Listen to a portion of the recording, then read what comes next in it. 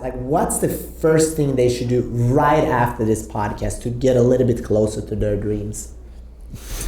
The counterintuitive thing I would say is just chill out. Yeah. And why I say that is, even after if you're still with us here now, I really appreciate you. Thank you so much for being here. Is still understand and give yourself space. Always give yourself that space of time of like, let things sink in. Because I think that's another thing that I realized from being here in the US for some time is like, it's go, go, go, go. Yeah. It's like, grow, grow, grow, grow.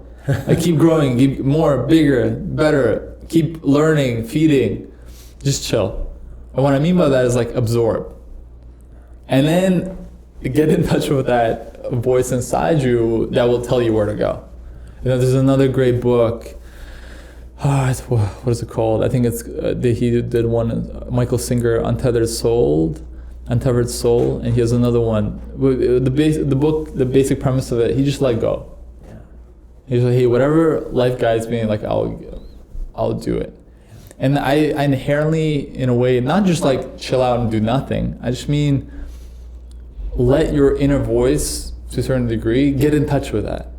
Like, what is it actually saying? What is it earning for? Because a lot of times, sometimes you can even have that success. You can have that even great relationship, money, business, all that stuff. But if you are actually listening to that voice, and that voice is not, like, then inherently you know.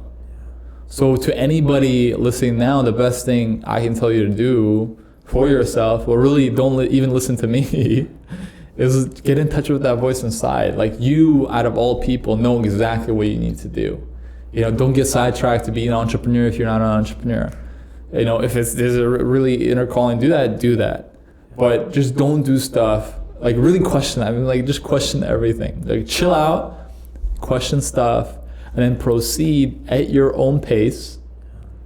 Because it can be very, same thing, I think, listening to these podcasts sometimes or talks or things, it can be very discouraging. I've been there myself.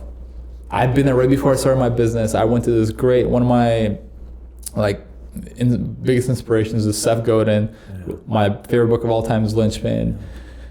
I remember I went to a live talk, hear him speak in Toronto. This guy's like one of my heroes. I was depressed after that talk. Have you ever had that? Like you see these successful people talk, and you actually don't feel empowered. You actually don't feel inspired. You're like you just feel depressed.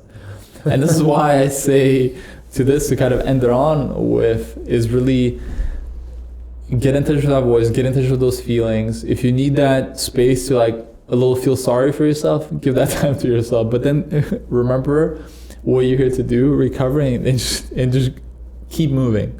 Take that step forward.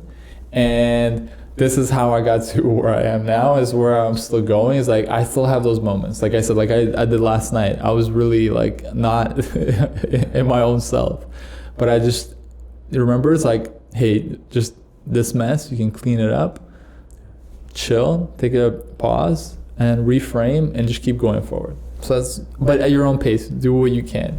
The reason I kind of really put emphasis on it, I really believe many of us are doing things not for the right reasons. We're doing it for social validation. We're doing it to fit in, and it makes us end up in the wrong, buying the stuff we don't need. It makes us be with the people we don't want to be with, and I think inherently we'll be all happier if we just get in touch with ourselves. And sometimes if you need to be alone, be alone. Yeah. Don't get into stuff just for the sake of stuff.